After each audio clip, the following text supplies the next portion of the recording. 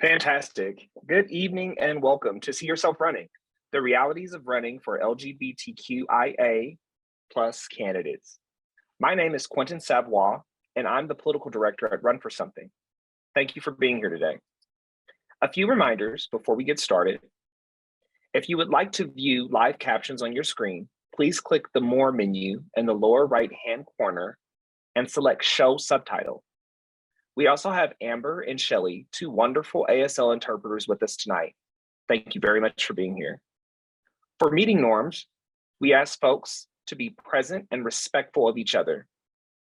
Feel free to share resources in the chat and also be discerning when clicking on any links that are shared by anyone who is not one of our staff, partners, or alum. Now for the agenda. We'll start with alumni sharing their stories. And in the last half, we'll do a Q&A session. Please put any questions you have for the panel in the Q&A box. We will pull questions from there, not from the chat box. Let's get started. Run for Something recruits and supports passionate, diverse young progressives running for local office, and we support them with coaching, mentorship, resources, and endorsement. More specifically, Run for Something endorses diverse, progressive candidates who are 40 and under, running for the first, second, or third time, running for local office like city council or state senate. At Run for Something, we believe local elected leaders directly influence people's everyday lives and can have a deep and meaningful impact on the issues and solutions in their communities.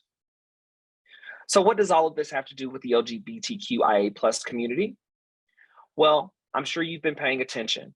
There are attacks on our trans communities and their families, book bans, and laws like Don't Say Gay, trying to erase the LGBTQIA plus community. We need truly reflective representation in office, and we need it now. We need leaders who will actively fight for a future where everyone is safe and welcome, no matter who you love or how you identify. For the first time in US history, LGBTQIA plus candidates ran in all 50 states in 2022. With a record-breaking 1,065 LGBTQIA plus candidates on the ballot. And you can be the next school board member, mayor, or state legislator. That's pretty impressive. To date, Run for Something has endorsed more than 2,500 candidates and won over 1,000 elections. Since 2020, over 50% of our endorsed candidates identify as women or non-binary. Over 50% identify as BIPOC, and over 20% identify as LGBTQIA. To encourage more leaders like you to run for office, Run for Something provides coaching for our endorsed candidates, and we provide resources and training while connecting candidates with partners who can help win their campaigns. We also support progressive LGBTQIA plus candidates with a strong community of staff, including Holly, our community manager, who'll be sharing resources in the chat and Q&A box. We also have strong community of alum, who you'll hear from in a bit, and partners such as Sean Malloy, the Vice President of Political Programs at the LGBTQ plus Victory Fund, who is joining us tonight as our co-moderator. LGBTQ plus Victory Fund is the only national organization dedicated to electing LGBTQ plus people who can further equality at all levels of government. We also work closely with our alum to support current candidates and to make connections that will help them run and govern successfully once elected. We have RFS alumni joining us tonight who will be sharing their experiences about what it was like to run as an LGBTQIA plus candidate. We're glad to welcome Representative Taylor Small, who is Vermont's first and only out transgender legislator and one of 10 in the United States. Representative Small is a strong advocate for marginalized Vermonters and works closely with health and human service professionals to navigate health disparities impacting the LGBTQ plus community. In her first term, Representative Small was successful in passing 2 bills in which she was the lead sponsor, banning the use of the LGBTQ plus panic defense, as well as simplifying and expanding options for gender marker changes on birth certificates. Sheena Barnes is the president of the Toledo Public School Board of Education. She made history as the first out LGBTQ plus and woman of color to sit on a school board in Northwest Ohio. She is an active parent in the district, and while on the board, she's advocated for LGBTQ students and students of color. Her priorities include school safety, gun violence, and equitable funding. Senator Emily Randall represents District 26 in the Washington State Senate and is currently the Deputy Majority Leader. She is a queer Chicana and a first-generation college graduate, who is dedicated to expanding education opportunities and access to affordable healthcare for women, children, and the LGBTQ community.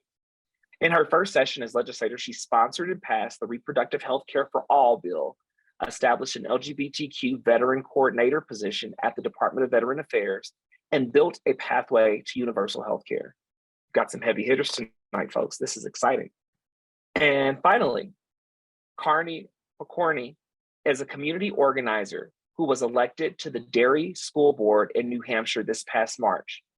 As a proud transgender man, he knows the importance of diverse viewpoints and perspectives to provide a welcoming space for all students. He serves on several boards and also chairs the Derry, New Hampshire Democratic Committee. And with that, I'd like to introduce Sean Malloy from the LGBTQ Plus Victory Fund to start tonight's panel portion. Hey, Sean, this is our second year in a row doing this, friend. How are you? I am great. So happy to be back and as ever, be in partnership with Run for Something. Absolutely. Thank you. Well, I'm so excited to be here with some amazing out LGBTQ elected officials, and once again to be in partnership with Run for Something.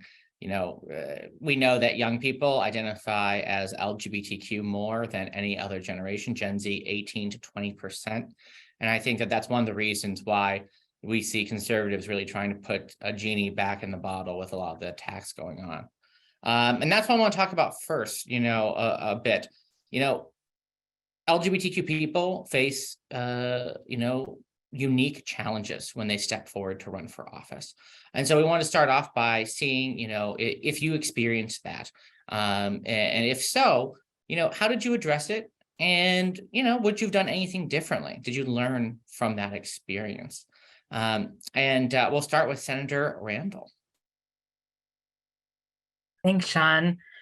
I've been thinking about this question, and by and large, I feel like I had a really safe and welcoming first and second run for office, but a situation that has really stuck with me that I'm definitely and clearly not over, as I have talked about it this Pride Month, has been an early conversation I had with like a political advisor, someone who worked in Washington state politics the year before I kicked off my first campaign, and I was deciding whether I was going to run for the House or the Senate. And so I had this meeting with this big, important Politico to try to convince them that, I was a good investment, that I should be introduced to the right organizations. And I remember him saying, "You're a queer Chicana who works at Planned Parenthood. Don't you think you're too much for your district?" And I said something like, "Oh, but I grew up in the house my mom grew up in. I have deep roots in the community," because I was on and trying to sell myself, but I was just like boiling inside.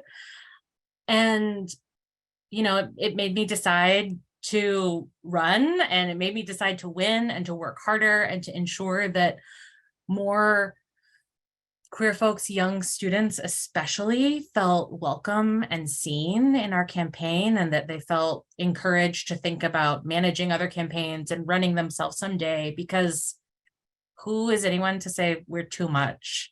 No matter what kind of district you're running in, you live there, you already represent your community, and your voice matters. And certainly no one should tell the 400,000 plus LGBTQ plus Washingtonians that any of them are too much, or that it's too much to expect a representative democracy. So that is something I'm still mad about. But I, process it every day by working to be a better elected official to be a more welcoming one, to make sure that I'm pushing for all of us to have a voice. And I'm grateful to have Run for Something and the Victory Fund as partners in that work. And thank you for all you do. Taylor, you definitely faced some stuff. So what do you think the top challenge was? Oh, thank you so much, Sean, and thank you for Run for Something for hosting this tonight. I'm so grateful to be a part of this amazing panel and look forward to following you all in your political careers moving forward. And honestly, I think the biggest barrier for me running for office was myself. I didn't see a path forward for me being in public office. I mean, that isn't the narrative that we're shown. I wasn't shown that poor people can run for office. I wasn't shown that young people can run, especially for local office here in Vermont, where the median age is about 50, especially when we're looking at our state legislature. I didn't think I had enough connections to get into politics. I didn't think I had the leadership skills to be able to do it. And so it wasn't anything that I had considered. I had thought maybe sometime in the future, maybe when I'm older, when I have the money, when I have the connections, when I know what I'm doing in this world. But it took one call from former state representative Diana Gonzalez, who was the first out queer woman of color to serve in the Vermont legislature. And she called me, it was May of 2020. I'm sure we can all remember what we were doing at that time. And I think what was funniest is that as I was standing in full drag in my living room, getting ready to do an LGBT trivia night so that I could still be engaged with my community through the pandemic, I get on the phone with Representative Gonzalez, and she says, "Hey, I have a political question for you." And my first response was, "I'm not that political." Little did I know how political I was at the time. And she didn't buy it at all, luckily, and continued the conversation on. And through that, she highlighted for me the leadership that I had already shown in community, and that I was already deeply committed to my community. And it turns out that when you love your community, when you're already embedded within it, and you're willing to put in the work, people will show up for you. And that's what my community did for me. And that's why I was able to get into this office, along with the support of Victory Fund, along with the support of Run for Something. But truly, it was my friends, it was my colleagues, it was my neighbors, and it was the people that I got to meet during the time of campaigning. Something I always like to highlight is that, again, if you love your community and you're willing to serve and run for office, you're only going to fall deeper in love with your community in the process of running for office, because you meet all of the people that are not in your direct circles, that you wouldn't go out of your way to meet before, but gosh, they have such amazing and unique stories that keep you going and keep you involved in this work. That's how I did it. And we're very thankful that you did. Sheena, what did you face, stepping forward to run for office? Honestly, like Rep. Smalls said, it was internal. With my lived experience as an openly Black queer woman in my circle, I already knew what, biphobia was in and out of the LGBT community. I knew what racism was. And so I'm like, okay, this is going to happen. This is going to happen. This is going to happen.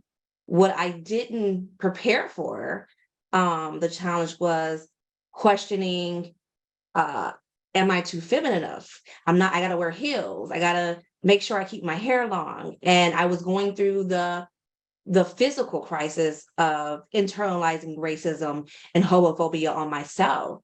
And so I started to let people tell me I should wear heels in a parade. I shouldn't wear my fade low. I should put more makeup on. And I became invisible to myself. That was my biggest challenge. Because you are taught that you have to be proper. You got to make sure you have the best answers.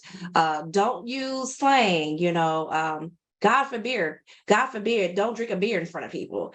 And I was like, well, I'm going to be myself. I'm going to be the biggest, proudest Black fluffy woman who likes a beer, who will cuss like a sailor because my dad worked for GM, who have kids that run around and make noise, who has a dog. I'm going to be all of that, because if I'm not, then why am I even running? And so it took a lot for me to challenge myself, to see myself and love myself once again, because I had to come out to myself almost once again, embrace that and fight those internalized, homophobia and racism that makes people like us feel like we can't be in these spaces. We can't take up space.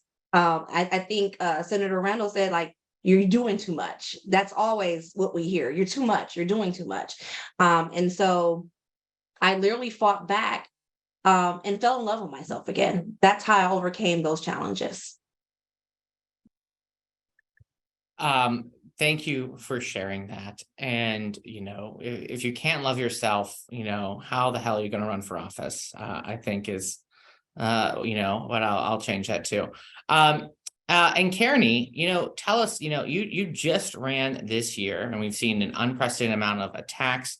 And what did you experience in stepping forward?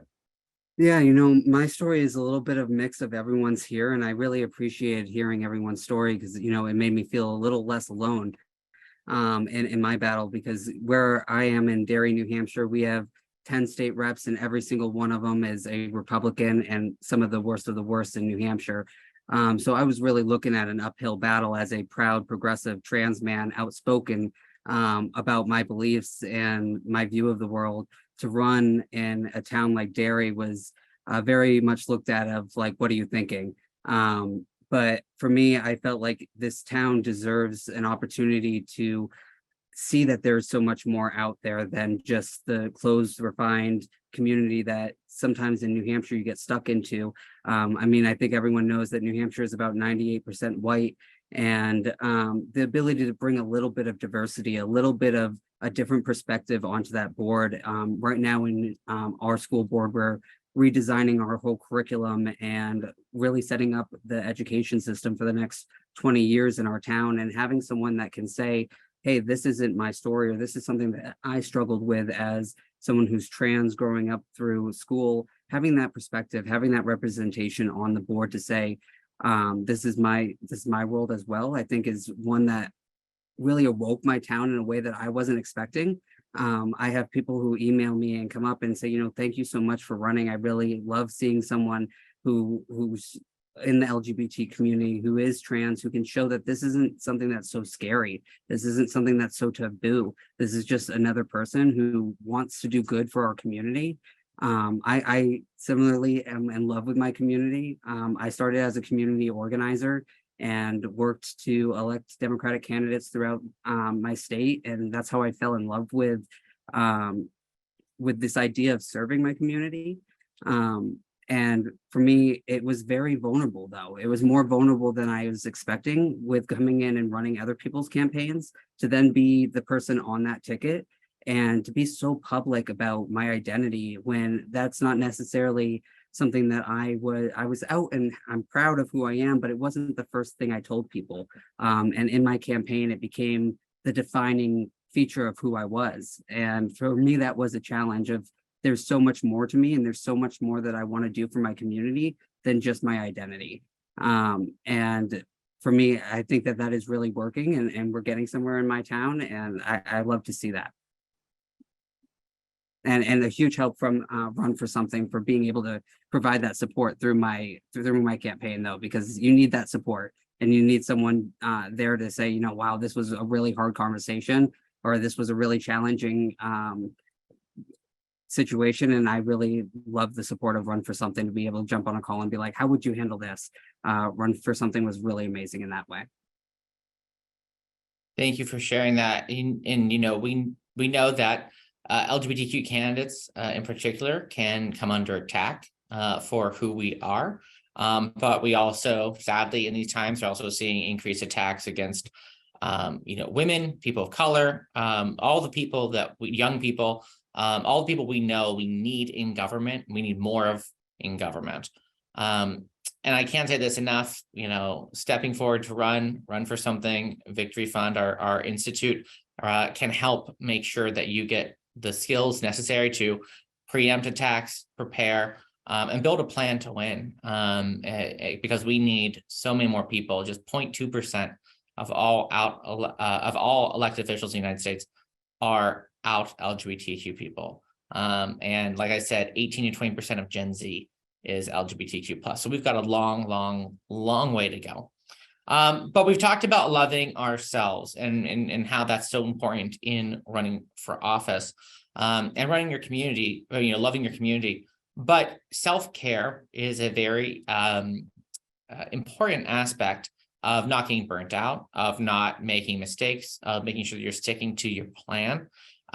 So wanted to ask you, there's self-care, but there's also safety, right? And sadly, we're seeing increased amounts of violence, and obviously the rhetoric is just so toxic.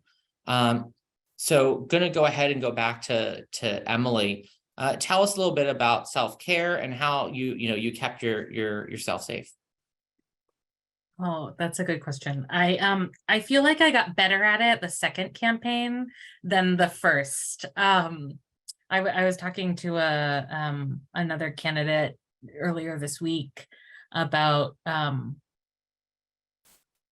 easy it is to get really burnt out in your first race. You want to be involved in everything, every decision, you own it. Maybe you can't hire a campaign manager right away. Maybe you don't trust anybody to be your voice. There are all these reasons that we are so super invested, as we should be, but maybe to a fault, in early races. And so I, this past year I ran for re-election, and I watched myself throughout the race and, look back and saw that I was able to let go of more, trust my staff to do more, make time to go to the gym even, which was really helpful for me, moving my body besides canvassing, in a way that was just for me and gave me thinking time, and not where I didn't have to be on, was super important. My first race, one of my self-care tips that was really important for me was some love notes and reminders on my laptop, on my front door, on my bathroom mirror. I wrote, imposter syndrome is just the cis hetero capitalist white supremacist patriarchy trying to tear you down. Because I think we get all these signals, right, that we're not enough or that we're too much. And, like my colleagues here have said, we have to love ourselves and we have to take care of ourselves, and we have to remind ourselves that we are up for this challenge because we've faced so many challenges before. As far as safety on the campaign goes, much to my mom's chagrin, I did most of my doorbelling solo. I didn't go with a buddy in a semi-rural district. But I used my, spidey sense to tell myself when a door was not safe for me to go to, when, the signs on the long driveways were not friendly, when, there was a Trump or a don't tread on me flag flying in front of the door. I wouldn't go to those doors. But I found by and large, I was able to have really candid, really vulnerable conversations, even with people who did disagree with me. But I do always share my location with my partner when I am, out doorbelling, so they can track me if anything happens. But I know a lot of candidates, particularly Black women who are running in Washington State this year, and Black staff members, faced some really dangerous situations, some really aggressive neighbors. And so coming up with a safety plan that takes care of you, that takes care of your staff, that takes care of your volunteers, that ensures that you are able to do this work, not just today, but tomorrow and for the years to come, that keeps you safe is really, really important. And I know that Run for Something had offered some help to candidates this past year. Our caucus and state party created some safety plan training. And I think definitely look out for those tips. Definitely make sure that you have a plan and you're able to take care of yourself. Thank you so much.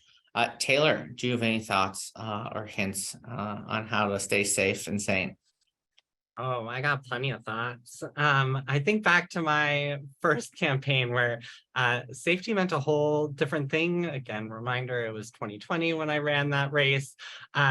So we were building the plane while we were flying it. I had never campaigned before. I wasn't even on a staff prior to that. So it was quite the learning curve that I was on.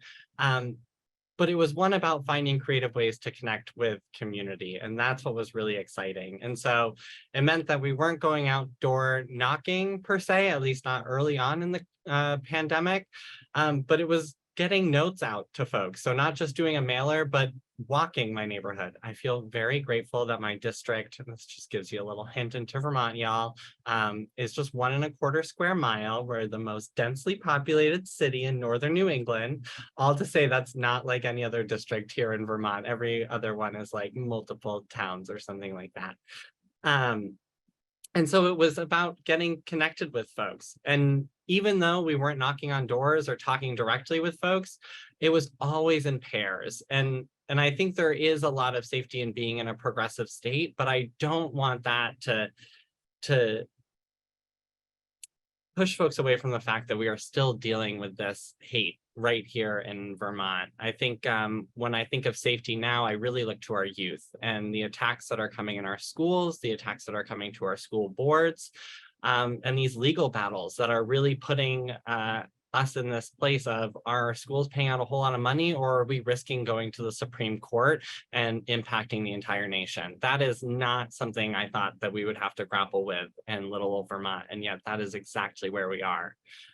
And once again, the safety piece comes back to community. I think I wouldn't be able to get into this work if it wasn't for the LGBTQ community behind me. I was very fortunate prior to running for office to work for our statewide LGBTQ center, and so was very connected with folks. And what I have seen time and time again when it comes to organizing, when we see this hate show up, when we see these talks at schools about CRT or anti-trans or banning books, what we are seeing in response are these counter events that don't even happen at the same location, but have so many more people. You are drawing in more people with love at the end of the day. And I think that's what you're seeing across all of the panelists here is authentic leadership. With authentic leadership, you are going to get authentic people that are going to come behind you, and those people are going to stick with you. And so that's where I get my safety from, is from the community that has been here for me every step of the way. When it comes to the self-care piece, I really resonated with what Emily said around when you're running your first campaign, gosh, even into your second, you constantly have this nagging voice in the back of your head saying, there is something I could be doing right now for my campaign. I could put in some call time. I could write some thank you notes. I could draft a social media post. Oh, I could look at that email. There's always going to be something that you can be working on. But what is most important is making time for yourself and to not lose yourself in the process. So I always made it. It was a hard day to get out, but Friday nights are our drag nights here in Winooski. And I did not miss a show over at the Monkey House, because that's, again, it's where I started. Those were my roots, was in the drag scene. And those are the people that were going to build me up and give me the energy to make it through door knocking in the weekend. And so I would, if I was Sheena, I'd still have my beer. I'd go to my drag show. I'd stay in my community and make sure that I'm able to do the work with the people that I love most. Thank you so much for that. And Sheena, same question. Oh, definitely have your beer if you are drinking alcohol. For those who like mocktails, they are better than what they were in the 90s. So definitely get your sip on. So one of the comments actually is where I was going for safety. When I did my run in 2019, it was areas that we did have the cops called on us several times. And so it was planning on looking now how a plan is knowing those areas and asking my accomplice, because I don't have allies. Because our lives is on the line here. I don't play with that no more. You have to be accomplice to me and my family. So I asked my accomplices, okay, let's get together. This is what I need you to do. This is your assignment. And I have amazing circle till they understand. They don't be like, well, it's safe now. If you go with me, they just like, okay, I got you. So we talked about what areas is my picture on there or not. And people like, oh, Toledo's so progressive. Yeah, spaces, houses, you know. So we have to plan and navigate the feeling of, you know, where it's hot and what it's not. And that's just the strategy, but that's like more of a visual. The physical is having that conversation. I am a single mother. So hey, we're not getting packages right now at our house. With the increased harm that has came to people on school board, we're like, it was a question, do I send my mail to the post office or not? I definitely invested in cameras. I literally do not sit in my car. You know, I used to love coming home after a long day and sit in the car and just scrolling before my kids ask me what's for dinner or ask me for V-Bucks again. That's not an option anymore. I go right in the house. So that's kind of more of my safety plan, is being aware of my surroundings, even more so because it's already there, but even more so now. Planning out my days when we're canvassing, okay, where we parked at, when we are leaving, we're leaving together, we come together, kind of like what you did in the clubs, you know, like you come together, you leave together type of thing. And then emotionally, don't read the comments. That's safety. Like if you don't read the comments because you're already beating yourself up for whatever, for that one Dorito you ate, like I did last night, whatever. So don't read the comments. That's your emotional safety. Don't interact with people who are just there for hate. That's their job. Let haters hate. You don't have to interact with that. And so I always think about physical, emotional, and mental safety. I think sometimes when we think about safety, especially in this climate, physical is very harmful, yes, but the mental is so damaging. And so I try to make sure I'm always keeping that clear. And so for self-care, one of my favorite phrases is no is a sentence. I did not practice that my first time running. I was like, yes, I was literally being like the yes queen of the world, like, yes.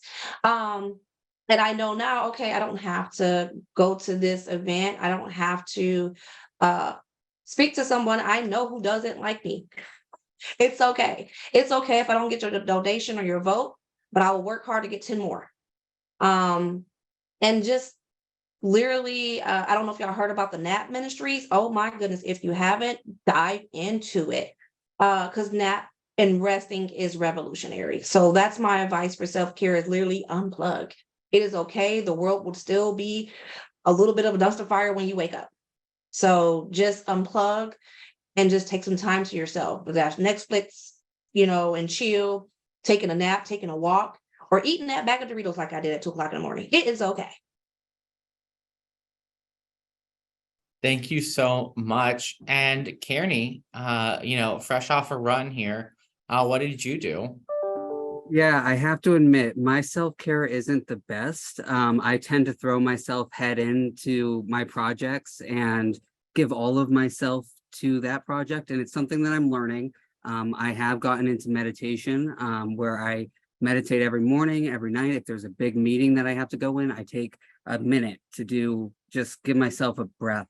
And I loved what everyone else was saying, but I really do believe that it is that balance of emotional and physical safety, because I think that the emotional baggage that comes with running, especially as an LGBTQ member, you put so much of yourself into this, at least I did, that like it felt so raw. It felt so, this is so vulnerable, and this is so much of myself and so much of what I care about. This is the community that I love. This is the school system that I care about.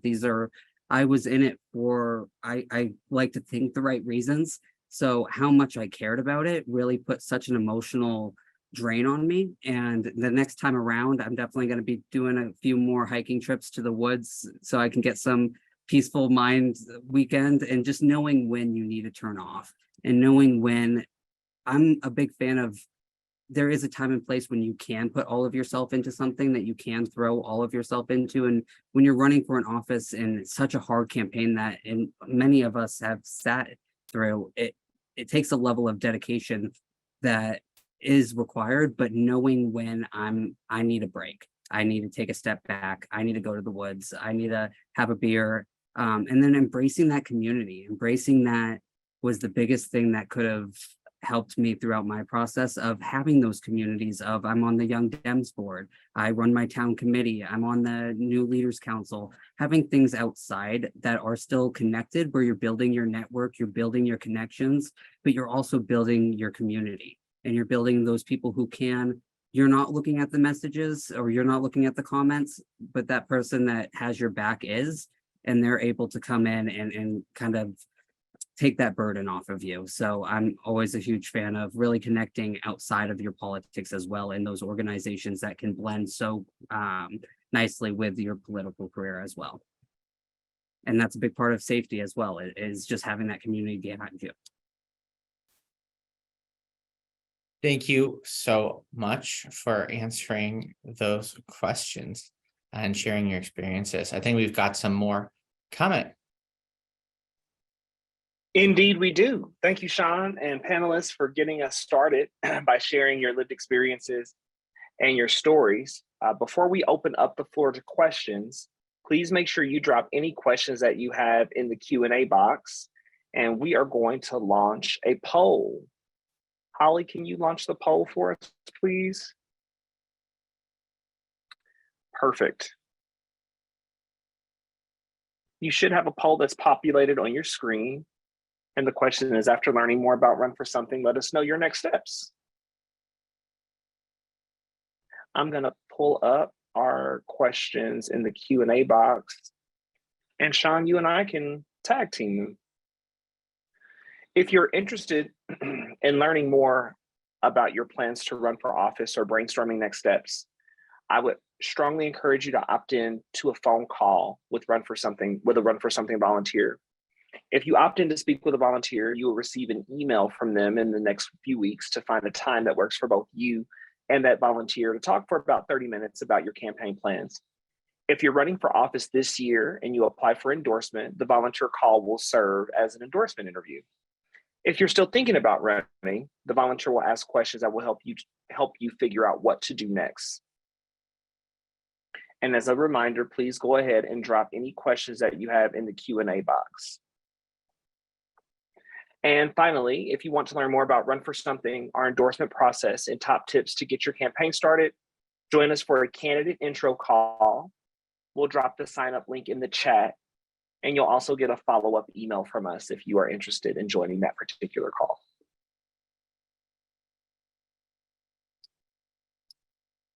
Great. All right, so now we're gonna bounce over to our questions, and I'm just gonna take them in order.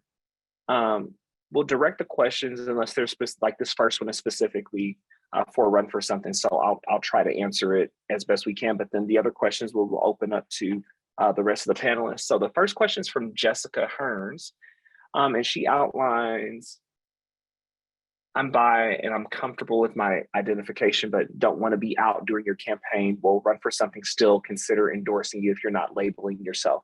We absolutely positively do not require you to label yourself when you come out. We do ask, though, in the endorsement application, if you identify as LGBTQ, but that does not have to be part of how we advertise your endorsement from Run for Something.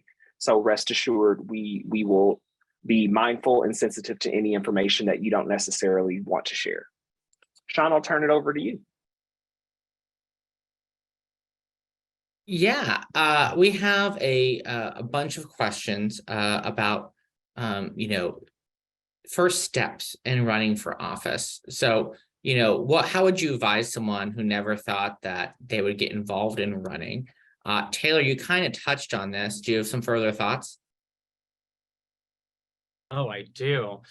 The first steps in running for office. I think what is most important is getting to know your story. And I think it goes to the question that was before around personal identification. What information do you feel comfortable sharing? What feels important about you? And most importantly, what folks are going to want to know is your stance on the issues. What issues do you see impacting your community most? And what issues do you really want to fight for when you get into office? Always with that optimistic lens that you're going to get in.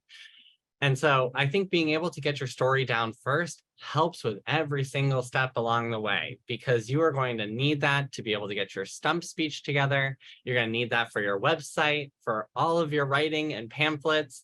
It is one of the best exercises. It is potentially one of the hardest exercises, at least for myself, in trying to get all the information out there. But I would say that is crucial. And then the next piece being your team. You have to get people that you trust. Going back to that earlier piece of not losing yourself in the process and making sure that you are taking on the tasks that are most needed. When you have a team of folks with you, it can even be a small team. My primary person was just my campaign manager, but I had full trust in them that when I gave them a task or when we agreed on something, I didn't have to check back in on it. And that meant that I was solid in moving in my own lane and knowing what I had to take on.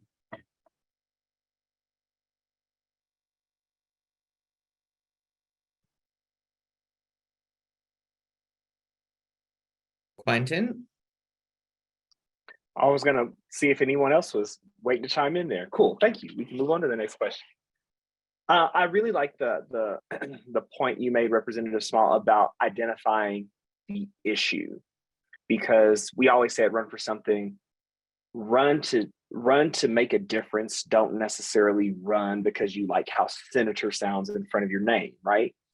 So one of the questions that has come up is, as an introvert, I felt quite productive serving on boards and committees like the community organizations and nonprofit board and city advisory board.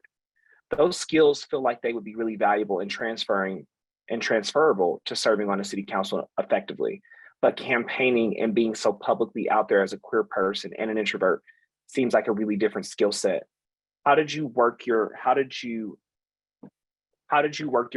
up to be able to be so public in your campaign? So, go ahead. Sorry. Oh, go ahead. You're more than welcome to. So I took on the Beyonce message. You know how she has Sasha Fierce, like to hear that she was shy and scared, and then Sasha came out, and that's who you see on stage. That's what I did. Like when I started, because actually people don't know I'm an introvert. I'm like, hey, people like, no. But that's when you see Sean. Sean is like, hey, what's up? Let's go. I'm going to win. And that's that's my team. And so I embrace, my energy. Sorry, he wants some treats or something. I would absolutely echo everything she said here. It is, and I challenge the kid. I love the kid in the background. I know we all have had those moments as well. I feel like, as someone who is very introverted myself, and I got into campaigns having to kind of push myself through panic attacks to go out canvassing. It definitely was not an area that I was comfortable in, but I was amazed that the more I did it and the more I pushed myself out of that comfort zone, the more I fell in love with it. The more I fell in love with talking to people and getting to hear their stories and finding that ability. But there comes the self-care of knowing when you need to unplug, knowing when you need to go to the woods and meditate for a couple of days because you just had too much. You have to know when your time is up. But it's practice, and it's hard, and it's becoming more comfortable and loving yourself as who you are, and knowing that no matter how I appear, how I show up today, I am okay with who I am. And that is a huge part of just being comfortable with showing up and getting out of that comfort zone. But as an introvert, it's knowing when you need your time to recharge, at least for me. So now that my son is finally have his next, I'm going to add to that. You have to learn how to laugh. You have to you got to find that joy. They can't take away our queer joy. So just find that laughter.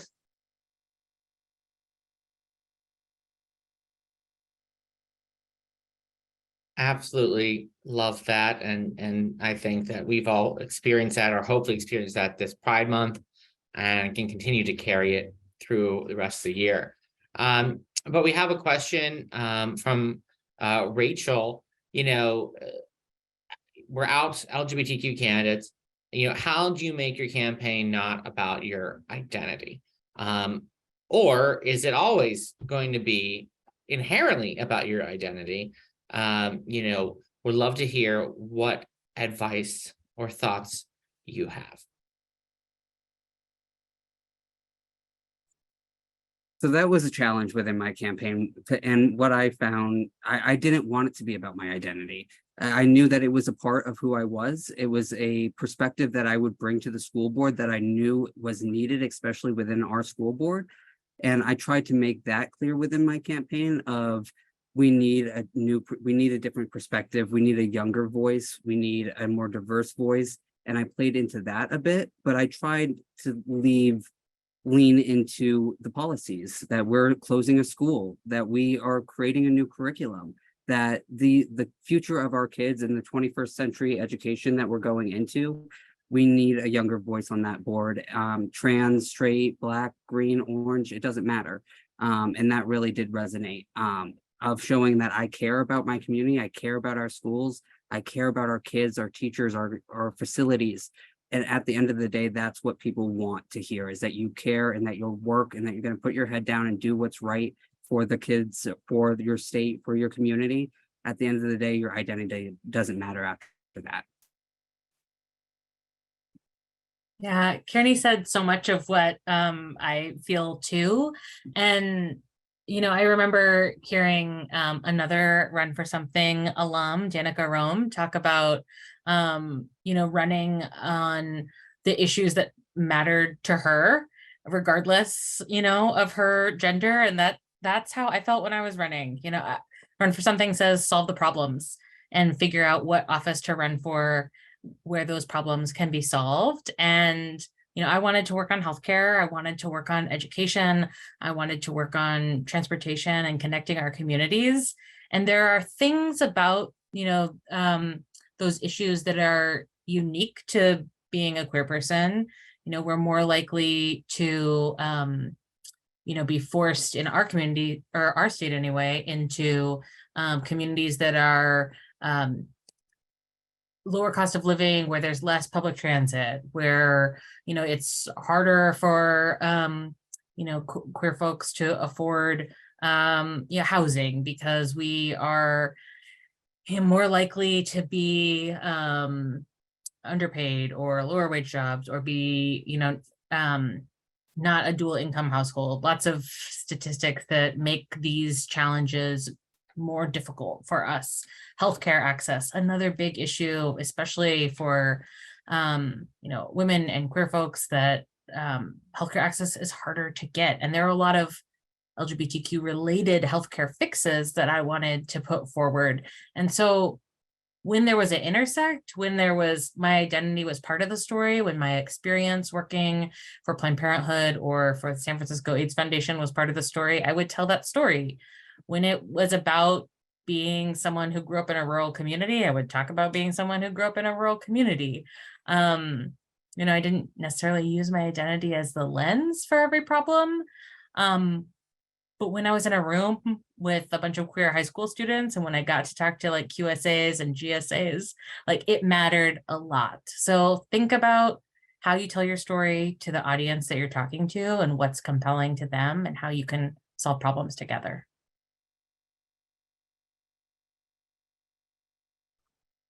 That's really great advice. That's really, really great advice.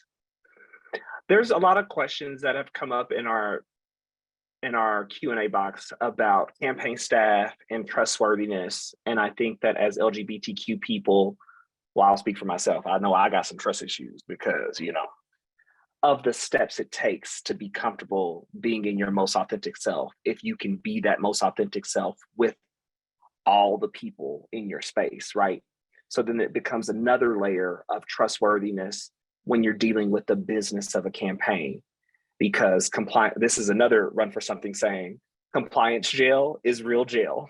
And we want to make sure that everyone stays lawful and is following all the rules and is not making any mistakes that can have real detrimental consequences. So to each of our panelists, how do you recommend vetting campaign staff for trustworthiness, particularly things like treasurer or other professional staff that might be necessary in a campaign? So what I say is stay out of Facebook jail, and a newspaper. And so one of those ways that that it was pretty much easy for me, I'm going to be honest, because I am a community organizer. So the people I was around, we already put that work in, and I knew who showed up and showed out already. And I think as we look towards the grassroots, after the Obama administration showed what that was looking like and how we have to fight for our lives, the community organizers came back. So if you are in a circle of community organizers and you have worked with people, that's the good group to start asking those questions, who they trust, and kind of vetting that way. But also, if you are in a faith group, I know what my fellow board member, he's a pastor, so he gonna ask his treasurer, his deacon. They already know. So you may already have people around you that is responsible and accountable for handling finances, and that's the first level I will look into, is my advice. I Uh, also I'll hop in and just say what I found really helpful was doing the campaign and candidate training through LGBTQ Victory Institute. That gave me all the tools that I needed to know about the various positions in my campaign, and who either already in my circles would be able to fill in those spots. So where I had already built those very trusting relationships, and also leaning on these organizations that are endorsing you, Run for Something, Victory Fund, any of your local organizations, to say, hey, I need help. I need someone who's going to be my finance manager. I need someone who can get volunteers. It's a reciprocal relationship here, and making sure that they want to see you win just like you want to see yourself win. And so you don't have to do it all on your own at the end of the day, but cannot underscore enough. Getting a training in before running your first campaign is one of the most beneficial things that you can do, especially when trying to choose your staff, so you know what you're getting yourself into. I'll just add, when looking for staff, I think it's important to get someone that you trust, but also someone that can challenge you, someone that you respect equally as much, that when they say, hey, this is a stupid idea, you trust that, and you know that they're going to challenge you when you need to be challenged, and when to step back when you need a little bit more space. So someone that you really have that strong relationship with is my biggest recommendation. But similarly, I came from the community organizing background, so building that community now, getting involved, volunteering, going out and helping other campaigns, building that community, getting involved in that community. It's only going to help when your time comes where now you're running. Now you've built this whole community of staff, of community that is ready to help you and ready to donate and ready to back you, because you've been right there helping them along the way as well.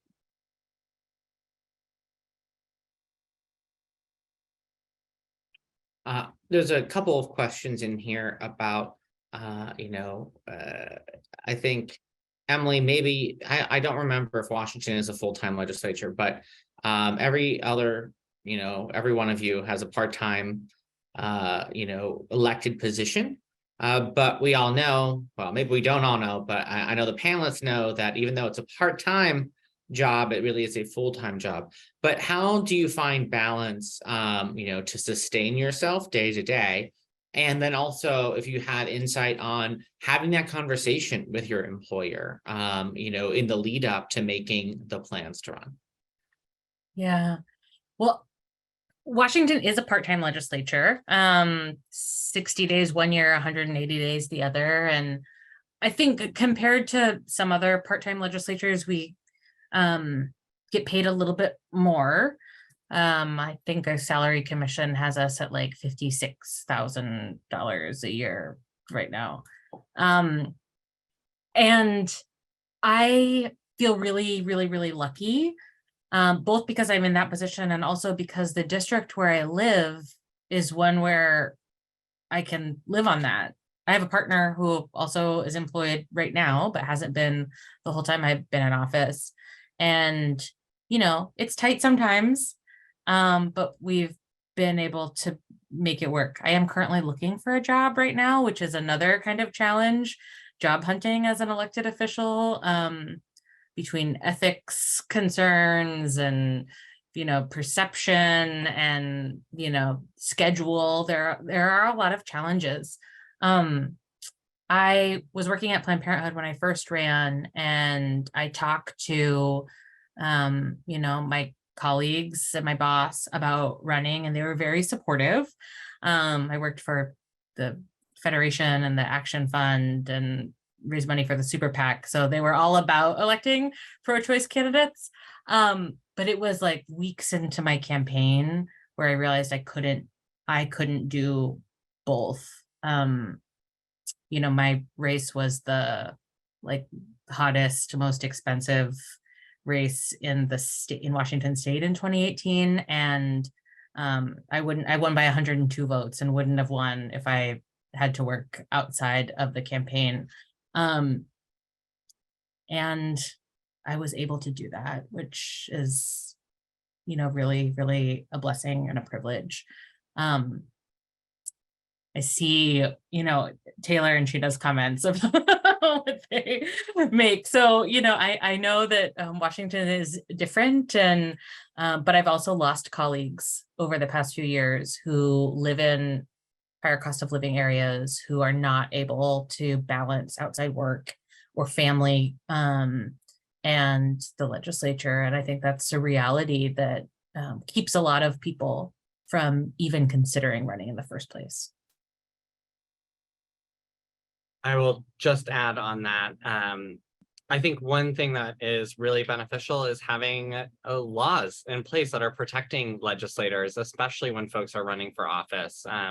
In Vermont, we have a law on the books that as long as you give notice prior to running for office, you cannot be fired. You can't be kicked out of your job simply for running, and especially being elected into office. And they have to make that time available to you for you to serve your communities. And I think that is one thing I very much took for granted when I was running for office. I didn't even think about it up until right beforehand when they reminded me about letting my employer know. But all to say, it can be a really hard juggling act when it comes to the legislature. In Vermont, we don't have a set time for our legislature. We meet 4 days a week for about 5 months a year. It's really based on whenever we pass the budget out. And so that is a varied time. And it means you have to build a really strong relationship with your employer around saying, I don't know when I'll be back, but I'll be working part-time until then. And so I think one thing I will also highlight, especially in state legislatures and a part-time legislature, the transition, if you are working another job, is really hard. In Vermont, we talk about the end of session depression, because you're going 60 miles an hour, 100 miles an hour, working on policy and being very committed to it. And then all of a sudden it ends. And then you go back to your day job and it feels radically different. Even depending on whatever you're doing in your other world. So I think building in time, if you're going to hear anything in this talk, it's really that you have to protect yourself in this work. You have to be building in routines that are focused on you and sustaining you. Especially if you have loved ones that are closest to you, those relationships are going to be taxed through this process. So if you come into it with a routine ahead of time of how you are setting up intentional time with your loved ones, with your family members, with your kids, with your pets, that is one of the best things that you can do to really sustain in this work. And honestly, we need you to be able to sustain in this work, because I know all of you are going to run for office one day, and we're going to have so many LGBTQ elected officials out there. Thank you so much, Representative Small. That was really great advice. And what I just loved about this conversation is that each of you made the prospect of running for office so tangible by pulling in so many things we talk about in the abstract. We talk about in these very esoteric ways, but you're like, no, incorporate your family, bring in your pets, be transparent. Authenticity is a winning strategy. When you start putting it in those very practical terms, it makes it very tangible and practical and like real life for you to get it done. So thank you to everyone for your questions. We really hope that we helped you see yourself running. We love to see it, and we're going to keep fighting to see more LGBTQIA plus candidates in every county, every city, every school board as well. You could be one of them. If you're still in need of more guidance, we hope you'll join us for a candidate intro call where we cover our endorsement process and tips to start your campaign. The registration link for that call is in the chat.